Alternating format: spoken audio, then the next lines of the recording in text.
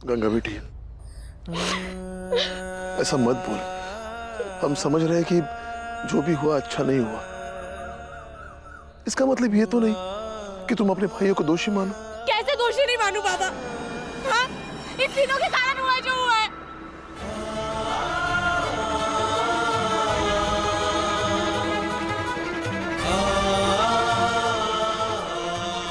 भीम को लगता है ना बहुत बुद्धि है इसके पास। आज इसी की बुद्धि का नतीजा है ये कि आज मेरा बेटा मुझसे अलग हो गया। दीदी, तू ऐसा क्यों समझ रही है बेटा? शायद वो अपनी मर्जी से कहीं चला गया होगा। कहाँ जाएगा वो अपनी मर्जी से? कहाँ जाएगा? चाहे जो भी हो, चलिए पंचायत।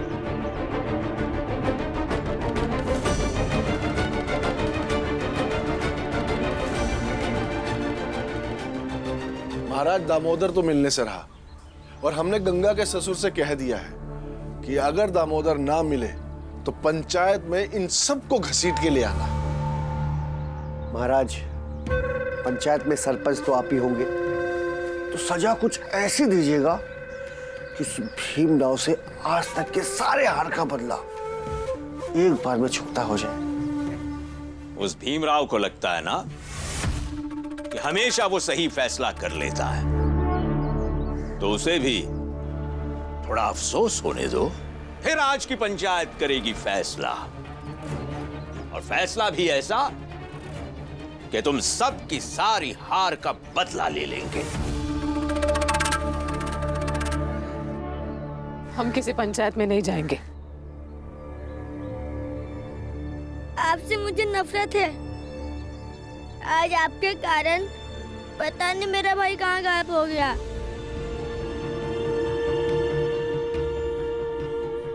ठीक है, अगर गंगा दीदी भी मुझे दोषी मानती है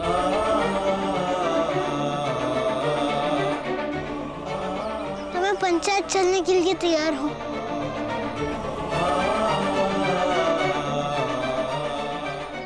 और पंचायत जो भी सजा देगी वो मुझे मान्य होगा।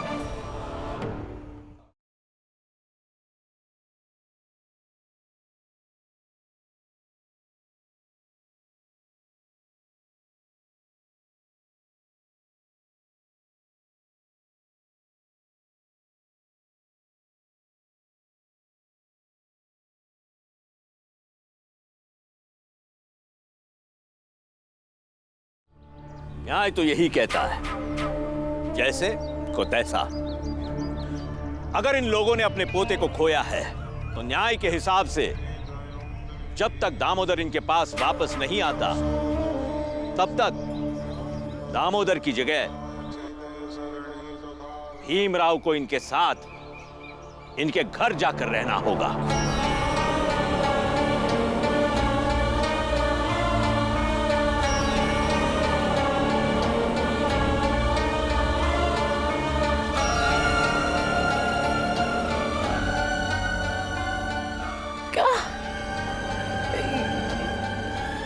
ये कैसा न्याय है? ये कोई बात नहीं हुई। बिल्कुल हुई। महाराज जी ने सही न्याय किया है, यही न्याय है। नहीं, मैं नहीं जाने दूंगी मेरे बच्चे को। नहीं, इससे कम हमें कुछ भी मंजूर नहीं है। मैं हाथ जोड़ती हूँ आपके आगे। आप ऐसा मत कीजिए। मुझे मंजूर है।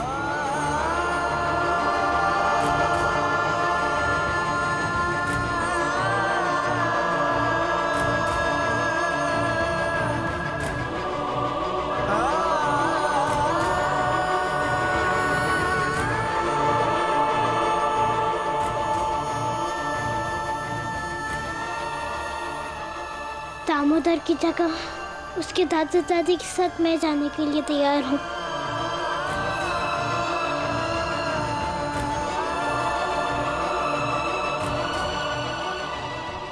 आई पापा, गलती तो मुझसे हुई है, और अगर सातारा में मेरा रहना यहीं तक लिखा था तो यहीं तक सही। क्या बोल रहा है भीमा तू? ऐसा मत कीजिए, ये सही न्याय नहीं है। ये क्या बात हुई? दामोदर नहीं है, इसके बदले तुम क्यों जाओगे? गंगा, इस भीमराव के कारण तुम्हारा बेटा गायब हो गया। अभी तुझे हम बुरे और मैके वाले सही लग रहे हैं? हाँ लग रहे हैं, और भीम कहीं नहीं जाएगा। मैं जानती हूँ भीम के कारण मेरा बच्चा कहीं चला गया। मैं भी एक आई हूँ, एक आई होने के नाते मैं कभी नहीं चाहूंगी कि मेरी आई का बेटा उनसे बिछड़ जाए। हाय। ये कोई सब्जी की दुकान नहीं है कि मोल भाव किया जाए। ये सजा है और इसे भुगतना ही पड़ेगा। ये गवाह सबूत और पीड़ित पक्ष की मांग के आधार पर लिया गया फैसला है। तो क्या भीमराव, तुम्हें ये फैसला निराधार लगता है? देखिए महाराज जी, देखिए, पीड़ित पक्ष सिर्फ ये लोग ही नहीं, हम भी हैं। जो खो गया वो सिर्फ गंगा का बच्चा ही नहीं, हमारा नाती भी है। नहीं बुआ, हम सब जानते हैं कि महाराज और समाज वाले कभी हमारे पक्ष में फैसला नहीं लेंगे। लेकिन ये भी सच है कि अगर न्यायालय लगाया गया है और गवाह और सबूत के आधार पर फैसला सुनाया गया है, तो हमें उसका सम्मान करना चाहिए, वरना न्यायिक प्रक्रिया का अपमान होगा। और बाबा, गलती तो मुझसे हुई है, इसलिए उसके दादा दादी के साथ मैं जाने के लिए तैयार हूँ।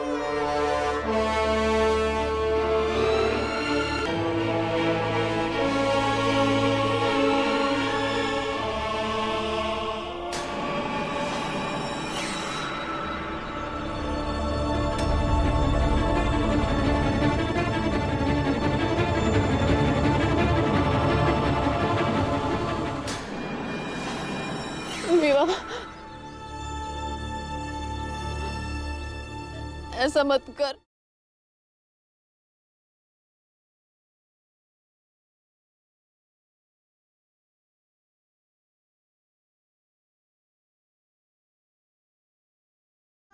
आई, आप मुझे जाने दीजिए।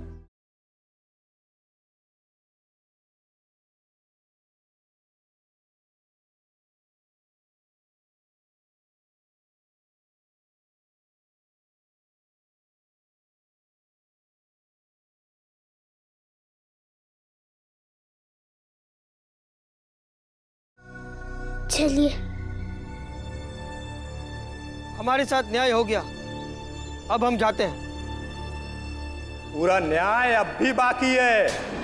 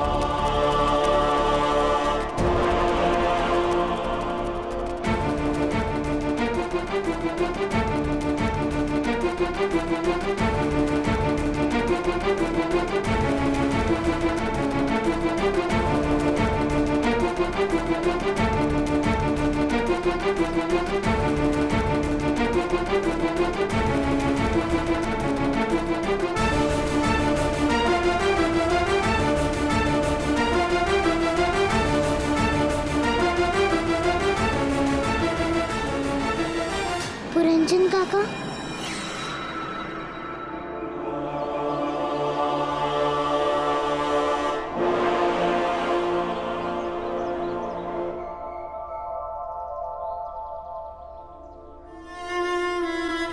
दामोदर, मेरा बच्चा। ये पंचायत है, तुम लोग का घर नहीं। कहाँ चला गया था तू अपनी आई को छोड़ के? हाँ, कहाँ चला गया था बेटा? बेटा कैसा है तू? मैं ठीक हूँ आई। मैं जान गया कि आप मुझसे कितना प्यार करती हैं।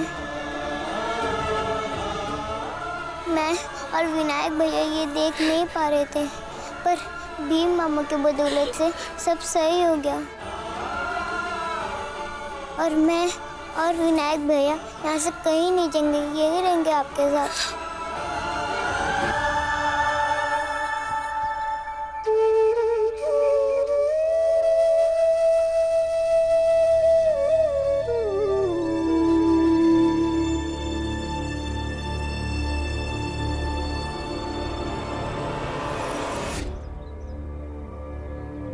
लेकिन दामोदर, तुम थे कहाँ? पुरंजन काका, आप इतने दिनों तक कहाँ थे?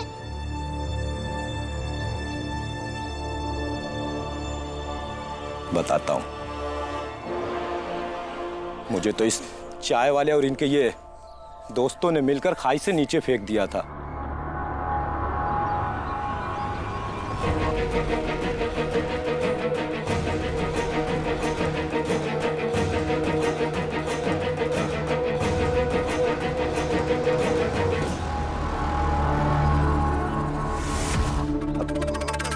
ये झूठ बोल रहा है, झूठ बोल रहा है ये। अभी पता चल जाएगा कौन झूठ बोल रहा है और कौन सच। इन लोगों ने मुझे खाई से नीचे फेंका और वहां से भाग गए, और इन लोगों ने सोच लिया कि मैं मर गया हूं। लेकिन नहीं, मैं मरा नहीं था, मैं बच गया था। और जब मेरी चोट धीरे धीरे ठीक होने लगी तो मैं गांव वापस आ रहा था, तभी मैंने देखा कि ये चाय वाला और सेठ जी दोनों मिलकर दामोदर को पुलिया से नीचे फेंकने वाले थे।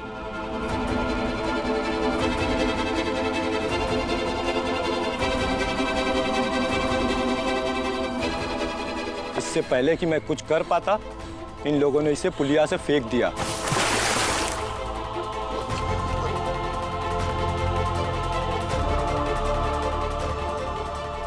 मैं जैसे तैसे पुलिया में नीचे उतरकर इसे बाहर निकाला, लेकिन तब तक इसके पेट में बहुत पानी भर गया था और ये बेहोश हो गया था।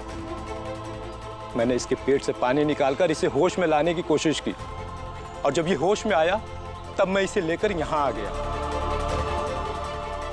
ये है असली सच्चाई।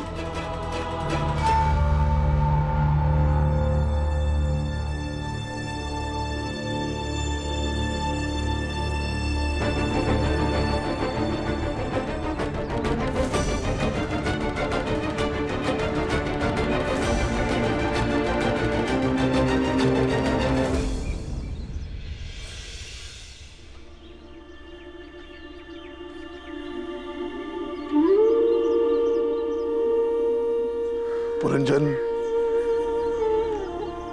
आज तूने हमें दो दो खुशियां दे दी।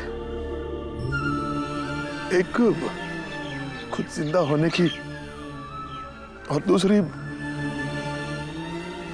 दूसरी मेरे नाती को जिंदा लाने की। कैसी बात कर रहे हो राम जी? तुम्हारा नाती है तो मेरा भी तो कुछ रिश्ता हुआ।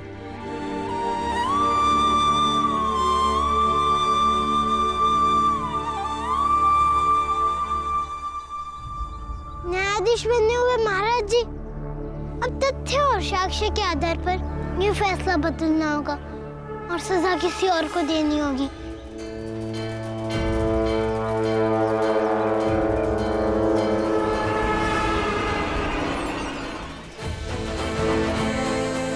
किसकी सजा की बात कर रहे हो भीमराव?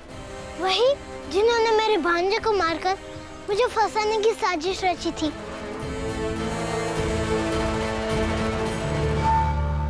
भीमराव, किताबों में लिखा है, यदि कोई निम्न जाति वाला व्यक्ति कुछ गलत करे तो उच्च जाति के लोगों द्वारा उसे दंड देना चाहिए।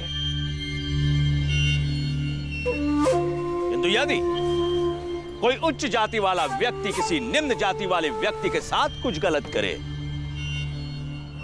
तो वो दंड के विधान से बाहर है।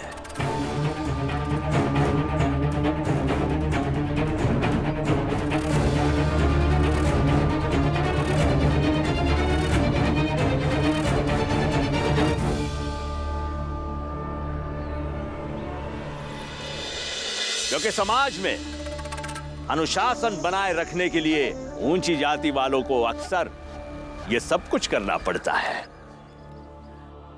फिर तो आपकी ये पंचायत गलत है, नाटक है, दिखावा है। और न्यायालय ऐसा होना चाहिए जहाँ गरीब से गरीब जाए या अमीर से अमीर, सबको एक समान न्याय मिलना चाहिए, वो भी एक ही कीमत पर। और अगर ऐसी प्रक्रिया नहीं है तो चाहे वो किसी भी स्तर का न्यायालय हो, उसका कोई महत्व नहीं होना चाहिए। तो अब तू और तेरा बाप दोनों मिलके न्यायालय बनाओगे? हमारी वर्ण व्यवस्था के अनुसार न्याय के बारे में तो यही बताया है।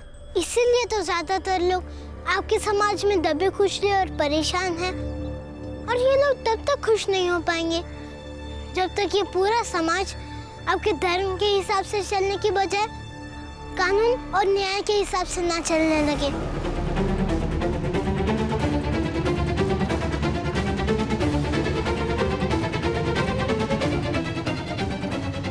चलो बेटा, ये सब बातें इन लोगों को समझ में नहीं आएगी।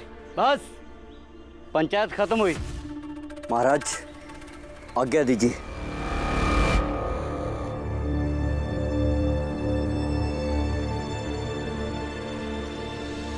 दामोदर, कैसा है तू बेटा? हाँ, ठीक है ना? हाँ,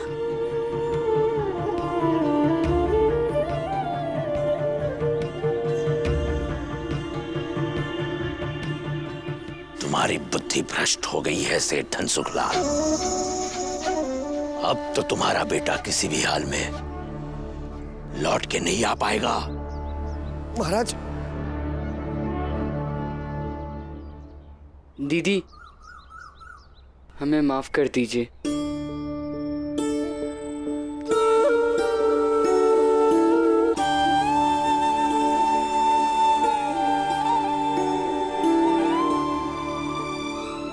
तुझे कहीं नहीं जाने दूंगी मैं, समझा ना?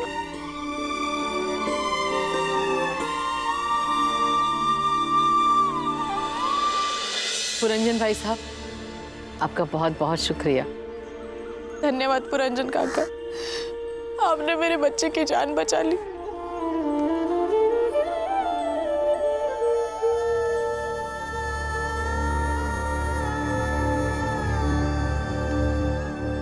विनायक भैया, हमारे यहाँ हमसे जितना प्यार करती है उतना प्यार कोई नहीं कर सकता। हम दोनों भाई यहाँ से कहीं नहीं जाएंगे, यही रहेंगे अपने आई के साथ। लेकिन दामोदर, तुम भी तो दादा दादी के साथ चलने के लिए तैयार थे ना? हाँ, और अभी मैं कह रहा हूँ कि मैं गलत था। और आपने देखा ना हमारे आई मुझे बचाने के लिए क्या क्या की। सोचो आप, कल को दिन अगर आप कुएं में गिर गए तो आपको बचाने कौन आएगा? दादी दादा या हमारी आई?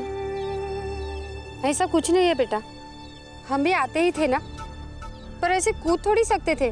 और विनायक बेटा, तू दामोदर की बातों में मत आ, ये तुझे बहका रहा है। मुझे आपके साथ नहीं रहना। विनायक, आई, मुझे आपके साथ रहना है। अब हम हमेशा आपके साथ रहेंगे।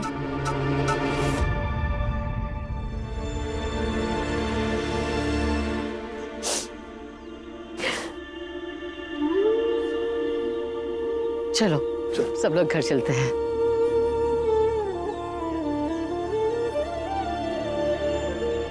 विनायक, दामोदर, दामोदर, विनायक, दामोदर, पहले हमारा बेटा हमें छोड़कर चले गया, अब हमारे पोते भी हमें छोड़कर जाएंगे, तो हम लोग कैसे रहेंगे? अरे आप रोके ना उन्हें। कैसे रोक लूं? ये सब तुम्हारे कारण हुआ है। गंगा की शादी के समय सबसे ज्यादा तू ही कूद रही थी ना। लड़की अच्छी है, परिवार अच्छा है, तो भुगत अब। वो सब मुझे नहीं पता, बस मुझे मेरे पोते चाहिए। अब कुछ नहीं हो सकता, चलो यहाँ से। चलो यहाँ से। कहाँ जाएंगे?